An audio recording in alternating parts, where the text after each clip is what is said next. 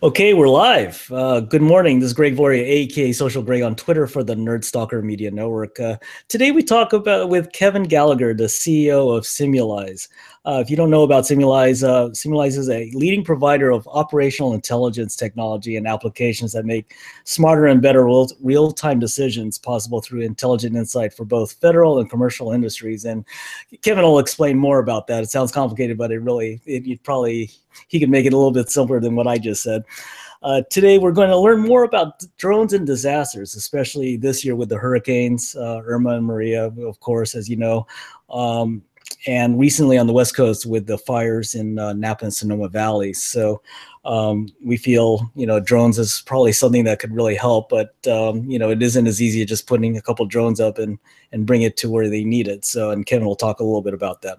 So a little bit about Kevin. He began his career at General Electric Space Division and joined Aegis Research Corporation and started the company's IT group. And for the last 17 years at the helm of Simulyze. So anyway, good morning, Kevin, and welcome to Nerd Stalker Live from Virginia, right? Yes, we are. Yep. Good morning, Greg, and Nerd Stalker community. Thanks for spending time with us today.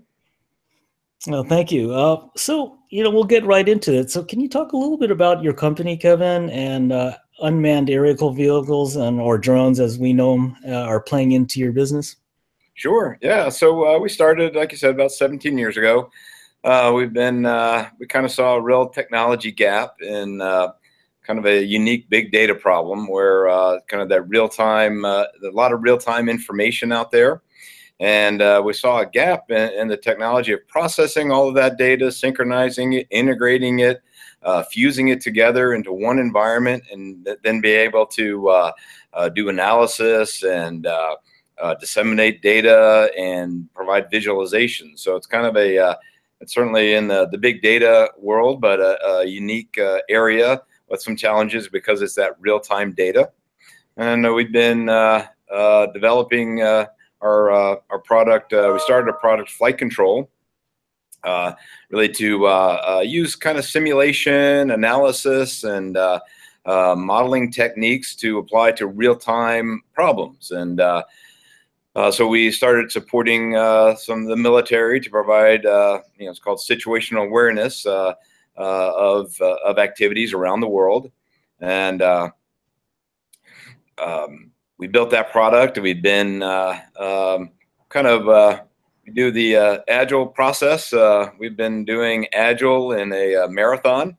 I didn't think you could do sprint throughout the marathon, but we've been doing it for 17 years. So, working on really progressing the technology and trying to be able to process all of this disparate data, lots of messages, lots of information coming in very quickly. For decisions, you need to have that in real time. You gotta be able to make those real time calls. A lot of the big data analytics are more post processing, pouring through data. Well, we do all that in real time. So we've been building it, and we support. We have worldwide data coming in, lots of information. And so a few years ago, we started looking around and to see where else to apply our technology, and we saw the drone industry. And when we looked, we saw a lot of folks working on platforms and sensors, and folks working on sensor data processing. But we saw the same gap. And I'll use your line of be careful out there. So that's really what we're focused on, is safe and efficient operations. So we're trying to enable and support operations in real time. We're not doing the work of building platforms and doing sensor processing, but what we're trying to do is that enabling technology and enabling capabilities so that operators can efficiently and safely operate. And there's a lot of work to be done. We kind of focus on traffic management. If you're in the drone world, you probably heard about UTM, the UAS traffic management research that's going on with NASA that we're working with. We provide data services. You need situational awareness. Lots of folks think about they just need to know where their drone is. but you need to know not only where your drone is, but where other drones, other aircraft. You need to know where obstacles are. You're flying low, so you need to know obstacles. You need very sensitive to weather, so you need to understand what the weather looks like. So it's a very complicated problem. Notionally it's straightforward, but there's a lot of information you have to put together. The regulatory airspace is complicated. It's a lot of it is very dynamic and time-based, and so you got spatial and time dimensions to deal with. So a lot of information, that kind of ideal, right in our lane, processing through all that in real time, supporting planning and operations. So that was we saw the drone and the drone industry, and we saw a real need to apply that. And again, back to your line of be safe out there. That's what we're focused on. It's interesting when you think about, well, I think we've had a lot of time to think about disasters this year, right? And so I think, let's talk a little bit about, the decisions getting items to the right people quickly, as you talked about, and why that's important. And you can describe what's involved in putting a drone in the air and using it as a tool during a natural disaster, because it sounds complicated, like you said earlier. And what level of coordination is required, you think? So that's actually a big problem, I think, as we're moving forward today. If you put a drone up and you're trying to fly in a real local area, that's very straightforward, and you can do that safely and efficiently and manage that well. But if you have a real disaster, you're going to need to have, there's a lot of elements involved. You have first responders, you have folks trying to assess the damage, you have insurance companies, you have rescue operations, you have weather, trying to gather more detailed weather information. So there's a lot of areas where drones have good application, could really be used effectively. You imagine trying to put a fleet of drones out there to search an area to find out where they need to go, do rescue operations. So when you're kind of doing that, and there's a case where, it's a case where there's a lot of potential activity, and there's a lot of, I'll say chaos, a lot of folks trying to react, trying to adapt to a very challenging situation. So those are the cases where you really need tools to help manage that. So you need to be able to coordinate and do that traffic management. So you're coordinating collaboratively with other operators, so that everybody knows what everybody's doing. So you're working in concert, as opposed to constantly trying to avoid each other and potentially causing more disasters and things of that nature. So you have to be able to work in concert. You have to do planning. You have to understand the environment. You have to know what's out there. Weather is lots of times very important. So you need real-time weather, and you need to have weather forecasted throughout your flight so that you can understand what your flight profile would look like. You need to know where obstacles are, and potentially you have to be aware, because some of them could have moved. The towers could have fallen over or tilted, and so things are you need that baseline information. So you need to. So there's a big data issue, problem that you have to handle. Although your mission is really to go, provide a rescue, or to go survey some water flooding, some flooding, if that's kind of where your focus is. So your operator needs to be focused on the mission. So they need tools to help them with all this stuff, because that's not all that data, because that's really not, that's time consuming. It can be, and it's complicated. So you need tools to go handle all that behind the scenes in real time. You can't sit back and wait and hear about, do analysis behind the scenes and then come back. You have to have that in real time. So, doing operations, there's a lot to it. You've got to have good platforms, good sensors, the right sensor to do the mission you're looking for. You have to have support, personnel, and you have to find launch locations. It could be, from ship-based or land-based. So lot goes into it, and so our focus is to help handle that data processing problem behind the scenes. And it's usually what you were saying about visualization of the big data, right? But this is also for not only, I guess, people to make better decisions because they've been able to make decisions before. Mhm. It's just that now they have probably more data than they probably need to try to figure out how to make those decisions, right?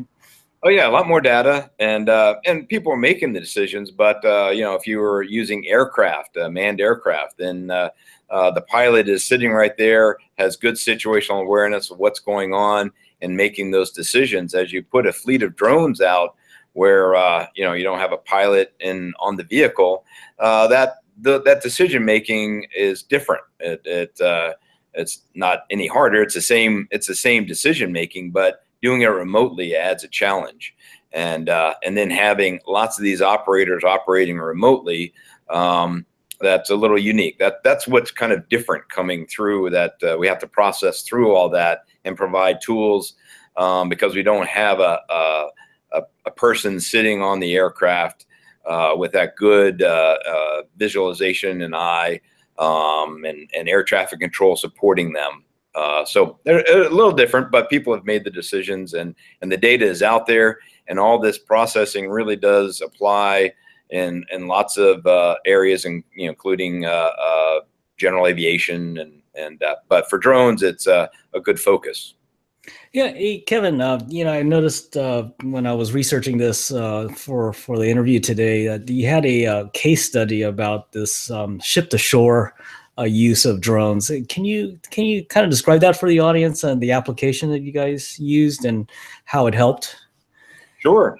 So actually, that was a good exercise, a demonstration where back summer before last, Flirty and the uh, um, flew some ship to shore demonstration of trying to deliver medical supplies and exchange medical material, taking supplies out and gathering blood samples and returning them.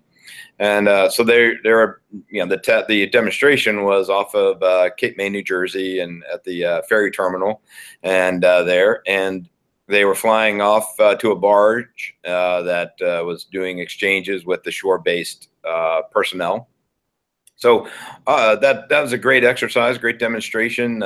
It was the first kind of approved FAA ship-to-shore delivery exchange. So, again, you have to have a vehicle that can support that kind of payload and coming back and forth, but there's a lot to it. So you have to be able to fly the drone. You need to have some tracking on the ship you're on, the barge that you're, or other vehicle that you're trying to land. You can anchor in place and try to be stationary, but things move. So having a GPS on that vehicle, we were monitoring the exact location of where the barge was, so that everyone knew exactly where you had to go. You put in a mission plan, but you're going to have to make adjustments. So you needed that information. You can't fly over people, so the ferry moving around, we have to avoid the ferry because that's loaded with people.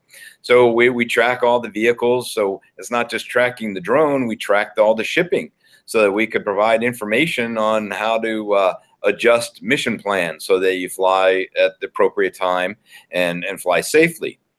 Then we also, you're on the coast, so you have some usually a little more interesting weather, a little more winds, different things. So again, we have to know not just the winds at the surface, but we have to have winds aloft. We have to know what the winds are at the operating altitude.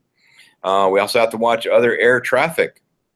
So that was a good example where folks needed to see a lot of other information, not just exactly where the drone was, but where the drone is operating, what environments it is in, and what's around it. So what the role we played, our main role was we were the tool used by they called the air boss, but the flight safety person who is responsible to do the go no go decisions, and the person the person who is responsible to maintain flight safety, to make sure the flights were within the regulations and the approved operational constraints that were negotiated, if you will. So we were the tool for them. They had observers, people watching, but we were the tool that brought all that information together and provided them the situational awareness, looked at weather forecasts, looked at all that information. We also had some augmented displays for the ground station. We're pulling in all this information from the vehicle and all these other data sources. We could provide some different looks at how the vehicle was performing, what the rotor speeds were, things you wouldn't want to clutter your ground station display with. We provided some of those displays. And also there was folks, remote folks or folks who were sitting there, observing this demonstration, who needed to see what was going on. So you can think of it as a fleet management system. If you had a command center that was managing a fleet, they need to be able to see what's going on and have information. So we provided those visualizations, those displays, and that data to those. So we had really three roles there. The flight safety was, we were the support tool for that. Plus we helped out the operator, and then we provided displays to observers and folks who were interested in watching the operation and understand what was going on. So it's kind of a good example where folks kind of really got a chance to see that it isn't just where my drone is, it's where is my drone operating, what's the environment around it. Wow, that's really cool. Now that you've kind of, you've gone into this testing, I know you've done a lot of work with NASA, and I think there's an area in New Jersey, right, that they've kind of designated for a lot of the testing, so you could do proof of concept stuff, work and everything else. What do you think moving forward here? Do you see, how to bring to reality a lot of these the drones with disasters, or drone management to help these disasters that are happening around us? Yeah, we think there's a couple of key things. Probably one of the biggest is the NASA research out at NASA Ames. They're doing the UTM, the UAS Traffic Management System. We've been part of that for all of their builds, and been working with that for a few years. We're working with a couple of the FAA test sites. There's 7 of them out there. We support 2 and some additional ones like in New Jersey, and we've done a lot of work with North Dakota and Alaska. And we're working through that traffic management problem. We were doing testing, flight tests, a couple of iterations last year. Right now, they have these technical capability level exercises. The next one coming up is TCL3, and that just kicked off with the test sites. They're just ramping up for that. We're supporting a couple of those test sites to provide a UAS service supplier is what they're calling it, but it's the software behind the scenes that's going to help manage do the traffic management, to do the deconfliction and negotiation, and try to deconflict and make everybody aware of operations, and then as they're flying to be able to support that sense and avoid. That's critical, where you know what's all around you. A lot of folks are working on sensors to do that sense and avoid on the vehicle, which is critical. But also doing better planning, you can do more optimum flights and improve flight safety by having all the information and be able to do proactive flights that are avoiding other operations or other vehicles. You certainly need that onboard capability for that safety measure, but if you can plan through some of that a little in advance of the onboard sensor, you're going to buy yourself some optimization and improve your safety. So we're doing a lot of work in that unmanned traffic management research effort. We think that's really important. We've been trying to evangelize a little bit of the situational awareness and the data behind the scenes. That's kind of an effort that is we're trying to get the word out and kind of get that information out there, because most folks are just really interested in seeing where their vehicle is, and a lot of folks are doing in line of sight so they can look at it and see what's around, and that's sufficient if you're doing real estate surveys and around a building. But when you go beyond line of sight and you're doing more challenging operations, you need to actually have that situational awareness. And there's a lot of data like obstacles and weather, and not just weather at your ground station where you have a weather station there. It's winds aloft and icing, and you need to understand the time base on all of that information in your forecast. So we think there's a big need in that area that we're working, and that's a growing problem set. So we think that's important, is to be able to put that data together. That's the key safety information. Right now, it's things are more confined in the operations. You can get exceptions and do some broader things, but in general, operations with the Part 107 are fairly constrained. But as you get beyond that, all this information is important. So that's what we're really working on, building those capabilities, processing through all that data, and providing that information to the operator in a way that they can understand it quickly and easily, and support their efforts, as opposed to kind of impede or delay efforts. What do you think is the timeline to giving a lot of these things to fruition? Because it sounds like what everything you're talking about right now is very important, and I don't understand how you could really release the airspace to thousands of these things unless you have what you were talking about. The timeline is tough. There's a lot of pieces to it. From a technology perspective, there's still work to be done, but we think we got a great capability that's operational today.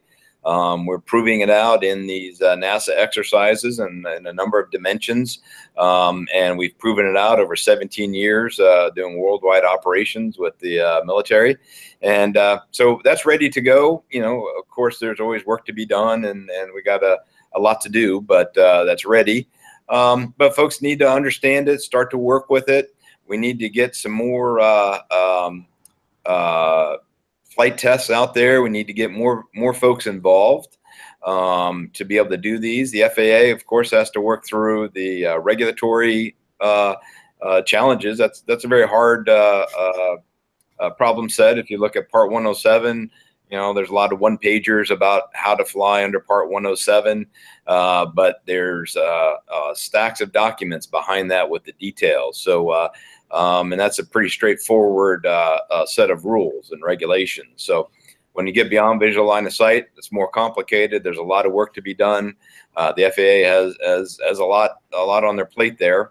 They need to keep moving, of course, and so that that's a dimension of the timing which we don't really influence, but we think we have the tools. We would like to be more involved with some of those efforts that are pathfinders and different things, where we can demonstrate these things and provide that safety case.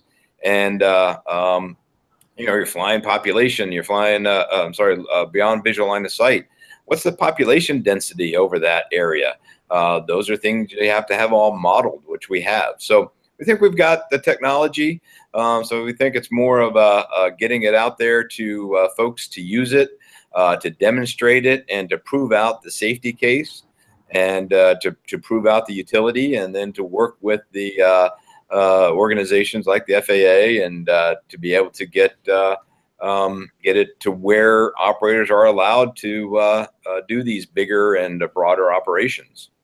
No, that's great, Kevin. No, thanks for the insight. I think that it's a lot more complicated than we think, but it seems like with this big data and data visualization that you guys are providing, at least you have the framework and the tools to enable the process. So it's great that you're doing this. So thank you so much. Yeah, it's an interesting problem. We've been developing it over 17 years, and it's hard work, and something's not going to happen overnight, but we've been working at it, and we appreciate your chatting with us to talk about it, because it is important, and it is critical for safe operations. No, thank you. We'll close off the interview. And can you kind of tell how listeners get a hold of you and maybe get a hold of Simulyze's knowledge in decision making and big data and visualization? Yeah, sure. Simulyze.com is our website. That's a great place to go, and you can follow us on Twitter at Simulyze. So that's great ways to keep up and learn about it or reach out to us and to get some more information. Great. No, anyway, everyone, we're going to close off the show. It's thanks for watching us. That was Kevin Gallagher, the CEO of Simulyze, providing data to make better operational decisions, especially in the area of drones and disasters. So anyway, thanks for joining us, everyone. This is Greg Valoria, aka Social Greg on Twitter for the Nerd Soccer Media Network, where we believe in tech, startups, design, and a better you. Thanks for joining us, everyone, and be careful out there. Hey, Kevin, thanks. And I wanted you to hold on after we go off the air. I want to talk to you. So, okay, Great. take care.